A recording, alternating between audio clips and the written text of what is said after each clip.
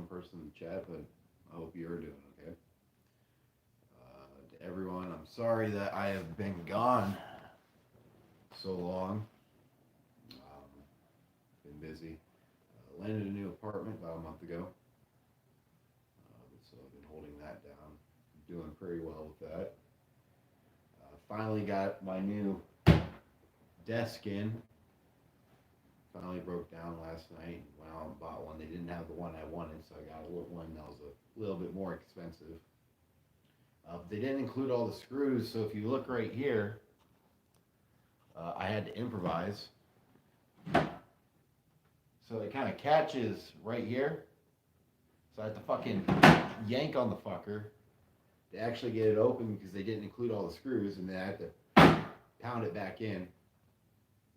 But it's functional. But I got no topics to talk about today. Mostly some catching up to do, I guess. But yeah, I've been very busy, comrade. Sorry, I haven't spoken to anyone since September. Jesus Christ, I'm bad at these fucking what do you call these hiatuses? I'm worse than JonTron is. Looking at how he takes a fucking hiatus every 6 months and dips. But I hope everyone's doing fine. That's empty. Damn it. But is there anything anyone wants me to talk about? Hey, I hope things are well. You work in the Merchant Marine, right? So that's why you were away. Hopefully to see you on Caleb's stream again. No, I've been trying to get back into the Merchant Marine, in the United States Merchant Marine. Don't get me wrong, I love sailing, but the problem is with the coronavirus. I'm a Merchant Marine on the Great Lakes. You know, they're big enough to be their own seas. In fact, the captains call them the Great Inland Seas. But the problem is that they're trying to keep crews small and not rotate anyone out. That way, no one gets COVID. Because the thing is if anybody on these ships gets COVID, that means that technically everyone on that ship has COVID. Therefore, that ship has to close down. And already demand is low. So, like, for example, one of the fleets only has 3 ships in it. So if one of those boats closed down, that'd be the entire fleet that's just gone, and then they're not making money. So I'm not able to get back out this year, unless, of course, someone gets injured or something. I might get a call, but these guys know what they're doing, so I don't think that's going to happen. I think the Anglicist said something. Chill. I barely maintain my channel. Yeah, I feel that too, man. Feel that too. Well, I wish I could read your name, but that is not a language I'm familiar with. I want to say that's Chinese, based on how it looks, not Japanese. Um, yeah, I mean, I got a decent job right now. I'm not going to say what it is. I make decent money. I made way better money when I was out in the lakes. Uh, but it's manageable. I just gotta budget my stuff. And yeah, the Anglicist. Who was it? It was Steve Struggle, right?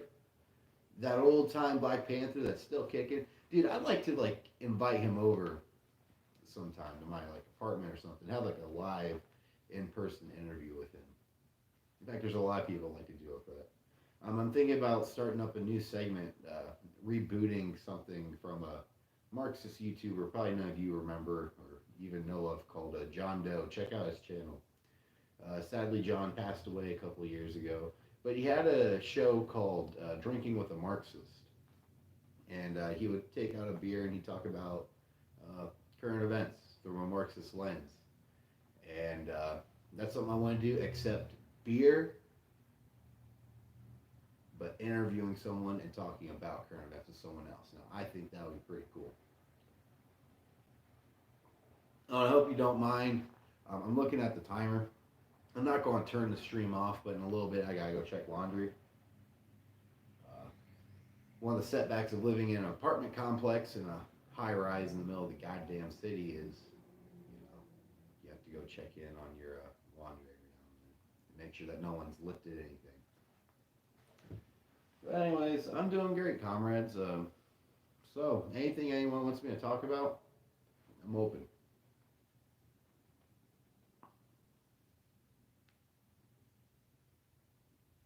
Just say anything. Also, share this stream around. Try to get your friends in on this.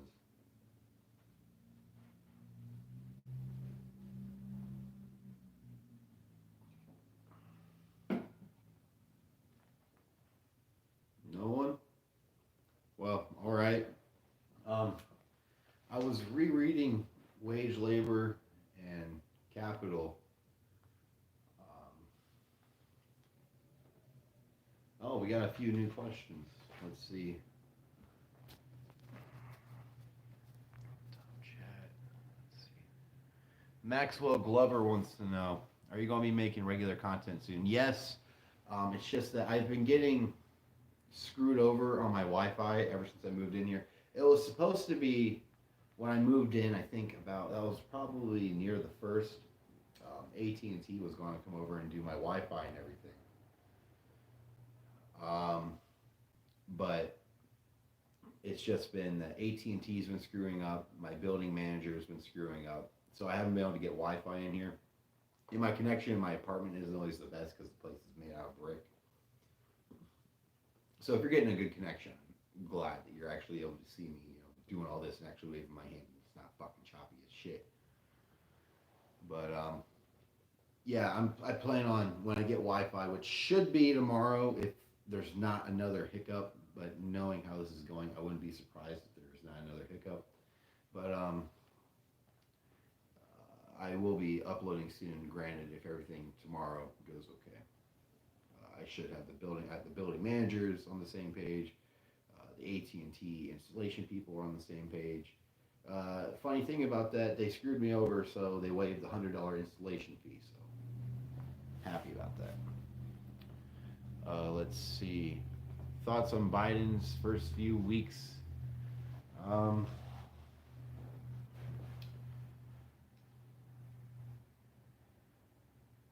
Not much. I mean, he's just okay. Think of this. Think of it like this. Donald Trump was a fully loaded handgun exploding, but Joe Biden is a handgun with a fucking silencer on it. Same thing, you know.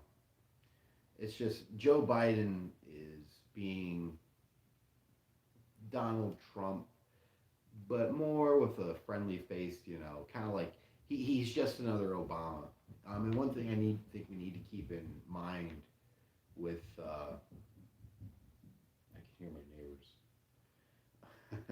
One thing I think we need to keep in mind about Biden is that during the Obama presidency, which Biden was a part of, he was the vice president. Um, Obama actually used drones. I think it was like 90% of the drone strikes he used as a way to take out people he perceived as enemies. Basically, he acted as judge, jury, and executioner towards people he felt were a threat, which is way too much power in the hands of one person. And of course, Biden knew this. Let's see what else we got. Steve actually wants to make content. He should. He should.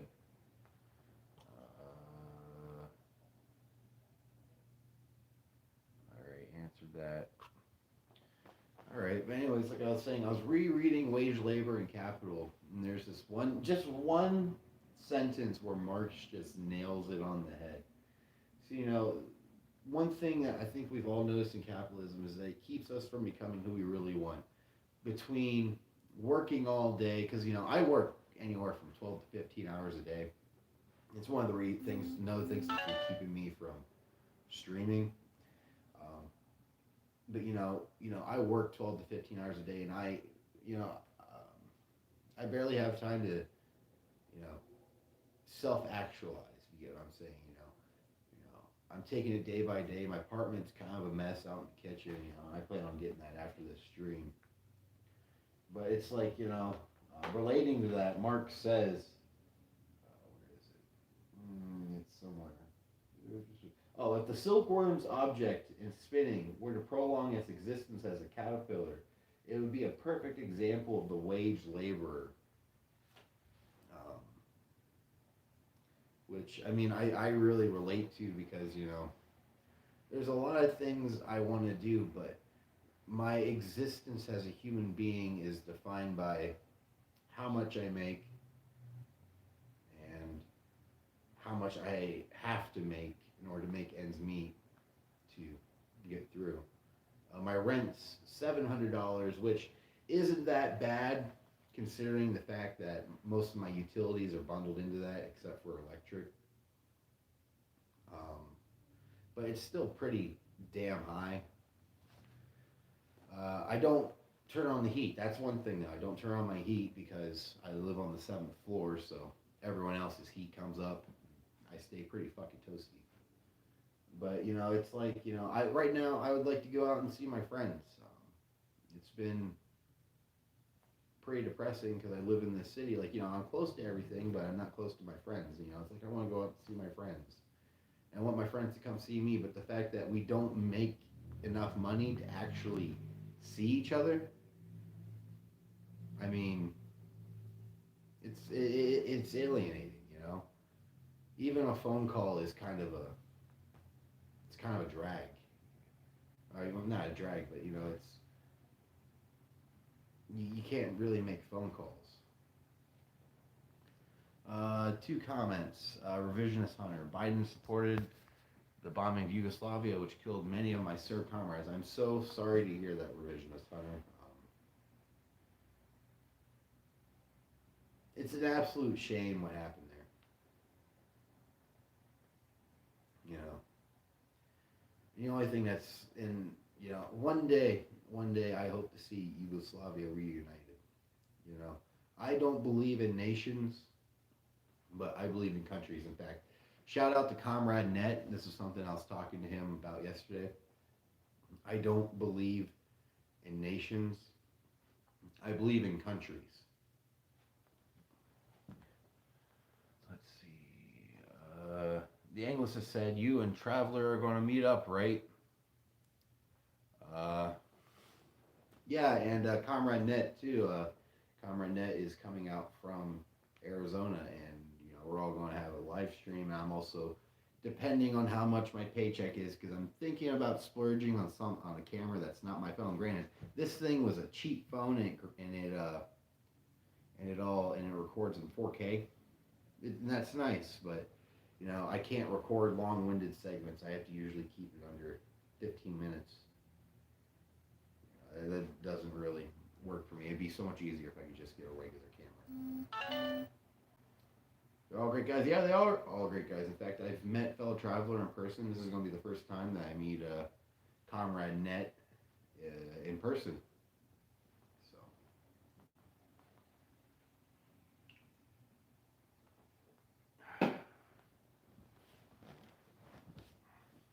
So I'm really looking forward to this. The stream should be happening on Fellow Traveler's channel on the 5th.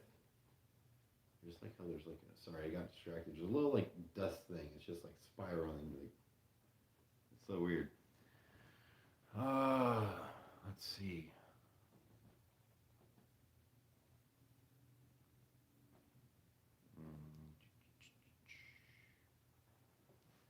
Anyways, yeah, I've been doing good, guys. I hope you're all doing good too. What did everyone think about Jason Unruh's newest video regarding Caleb Maupin? Adria Roch 97 says, "Hey Mason." Well, hey Adria, how you doing? I hope you're doing well. But what did everyone think of Jason's newest video regarding Caleb Maupin? I agree with a lot of things. I don't talk to Caleb much as I used to. I don't agree with a lot of things he's saying. Granted, I would say that China isn't necessarily socialist, but I would still call it socialist in the fact that they are building socialism. In fact, I've talked to someone who was a English instructor in China. They're American, but they went to China to go teach English because that's one of the big things that the Chinese have been learning. In fact, I can remember early back as kindergarten hearing about the Chinese learning English. Um, but I do believe China is building socialism. I believe that's what market socialism is that they are building socialism. Because if you look at it, a lot of China is still very backwards. It's very backwards. And you can't have, and at the moment, productive forces aren't what they should be in order to build on socialism. I believe, especially in eastern China, which still faces a lot of extreme poverty, I believe that's in the region where the Uyghurs live. I forget the name, and this is gonna fucking kill me because I forget the Xinjiang province. I forget the name, but you know, but I have actually read, and about to reread Western China. Okay, Western China. But the thing is, that's a very poor region, and it doesn't have the productive forces that the rest of China has built up. And that's one of the reasons that China is really working on poverty alleviation. Not so much, make everyone a billionaire, but more so, because they understand that, with raising, the production levels, poverty is going to go down, and there's more you can do with that. In fact, I think I'm going to head over here and grab my copy of the selected works of Deng Xiaoping.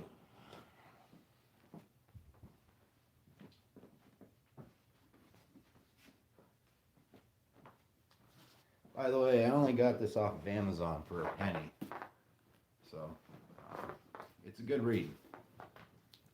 And what I like about it, it has that old school picture of the leader that you find in old communist books.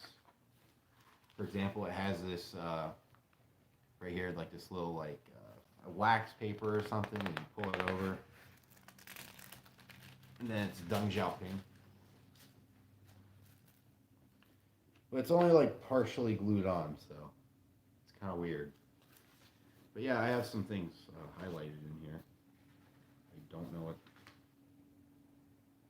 Oh, this is from I wrote an article. But yeah. Okay, that's what that was from.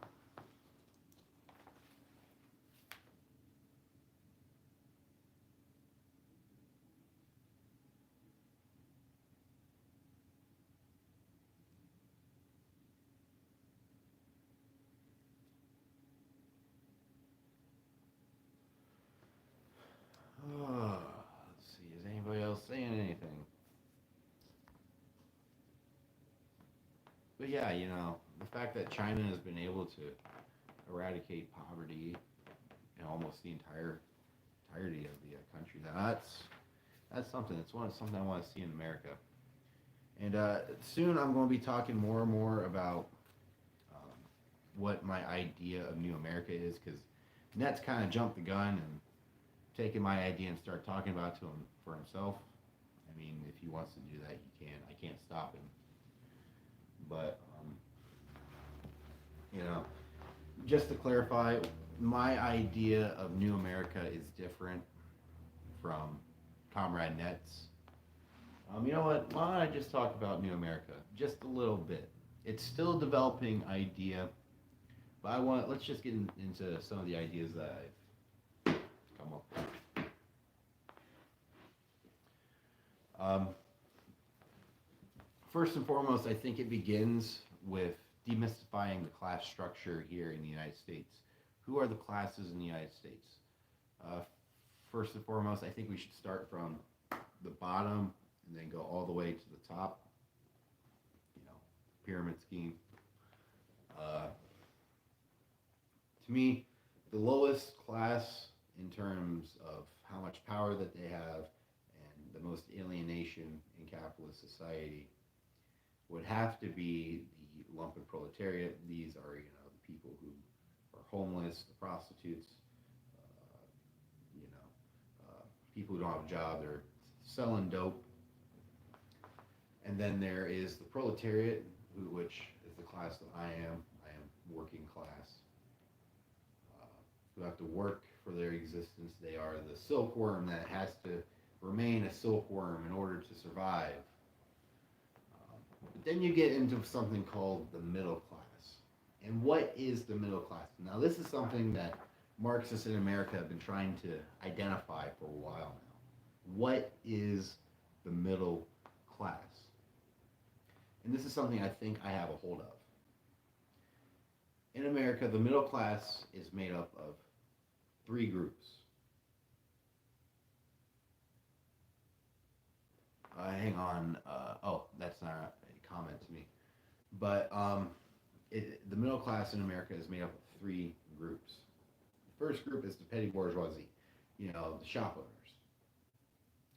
They own small time businesses, but they're not really in it like the bourgeoisie are. The petty bourgeoisie still work a lot to maintain their shops, and they're in direct conflict almost always with the bourgeoisie. For example, a mom and pop shop is in direct competition with Walmart, which has its own hardware stores, or Lowe's or Ace Hardware.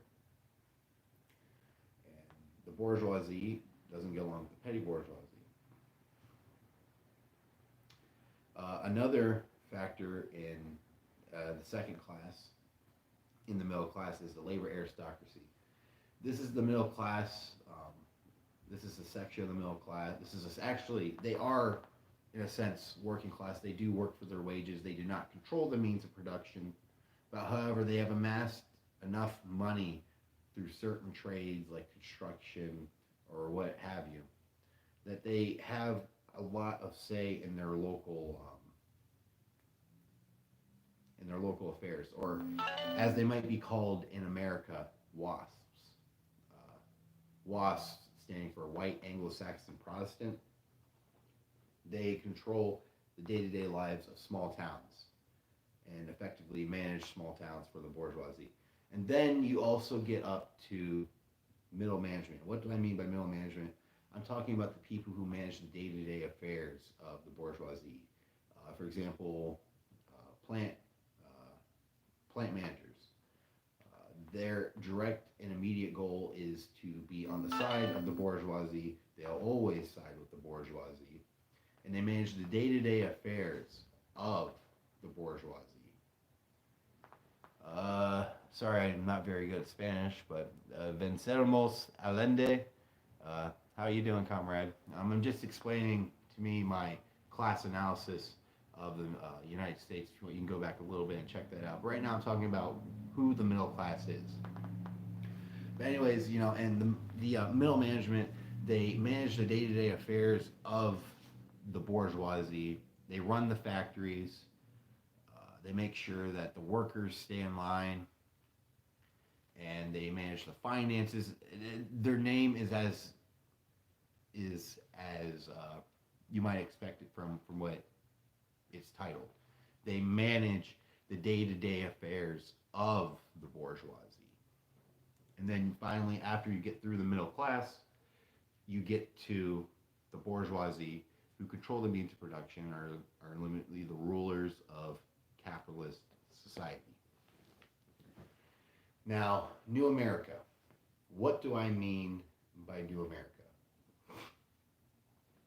For me, the United States is not so much different from Tsarist Russia of the day.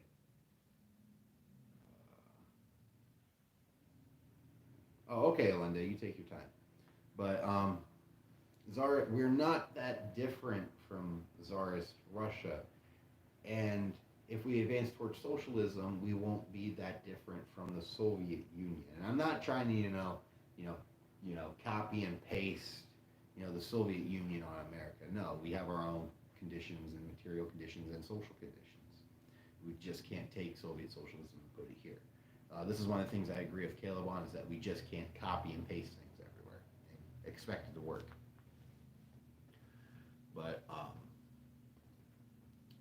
But essentially, the United States is a nation built on the oppression of other nationalities, primarily the Native American nationalities. So when I think of New America and how we can build a socialist America, I go to what something Charles de Gaulle said. He was a French war hero during World War II. And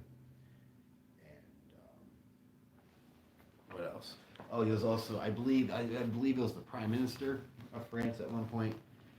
He asked a very sarcastic, jokey type question. He asked, "How do I manage a country with 69 flavors of cheese?" And that's totally true. America is a very diverse and culturally rich place. And the answer, I think, to that is we have to create new America. Now, what is New America? New America is essentially a Maxwell. Yeah, I would agree that America is much more developed. Um, Sorry, you kind of knocked me off. I'm also trying to find my damn lighter.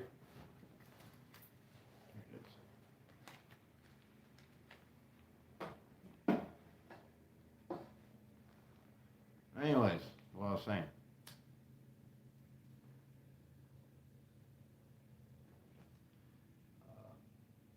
But essentially, we need to bring together everyone in this place and make it a country. And this goes back to what I said earlier in the stream. I don't believe in nationalities and nations.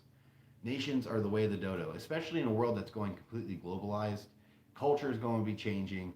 Nations are going to disappear, but countries are going to come together.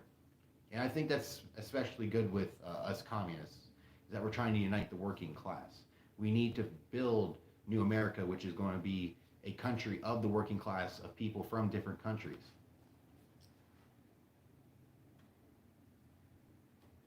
This is the melting pot. People from all over the world come here in hopes of getting a slice of the pie, but they don't. They're almost always stonewalled because of capitalism. I remember listening to a NPR radio broadcast back in 2015, and a man from Africa came here. And he literally thought that the streets here were literally paved with gold and that there was no homeless people, but to his surprise, there's homeless people. You get what I'm getting at.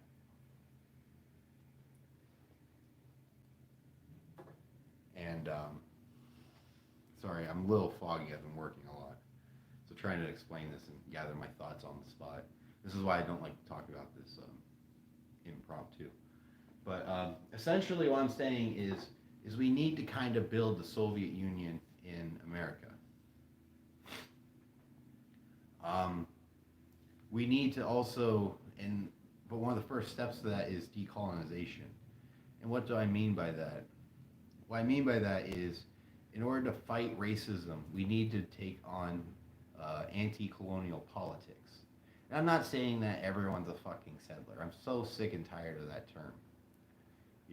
Yeah, I am a settler, I guess. Okay. My family came here from Ireland without choice. They were Protestants. My great great grandmother spoke out against the Catholic Church. The next thing you know, we're coming here with a Protestant Bible strapped underneath the family chair. We didn't have anywhere else to go. But that's also the story of everyone else. Many people who came here were indentured servants, fleeing war in their countries. And that's basically the story of America. But that also creates a lot of contradictions. So, how do we govern a country with 69 flavors of cheese? And my answer is that we need to build councils, which all go all the way up to elected representatives, so on and so on. The natives need, in what land they still have, they need to be given autonomy. But we just can't boot white people back to Europe. I'm sick of this very ultra-left position that you sometimes find that, that that white people just need to go back to Europe. I know not everyone believes that, but I hear that a lot. It's just not feasible, and the natives can't fully govern this land. There's not enough of them, and there's other nationalities and other people that aren't them. That would be an unfair minority rule.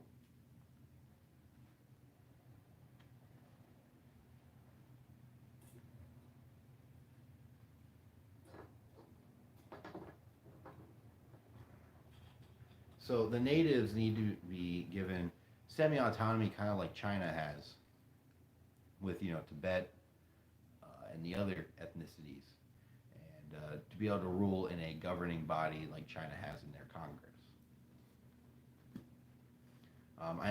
I would like to talk more about this, but then again, I am very, very tired. I think we should encourage Europeans to return to their homelands, but just no way they can be forced. I don't think that's. No, I'm not from Europe. I'm from North America. I was born, bred, and raised here. I know American culture more than anything. And America does have a culture. Yeah, it varies based on region, but there are a certain set of things that make me American. I don't know, I may be German and Irish, but in the end, I know very little about Ireland and I know very little about Germany. I'm an American, and I can't change that. I can't change the past, but I can change the future. All right, comrades. Well, I think we had a good little live stream here, but I gotta go check out my laundry and get everything else settled away. As always, red salute.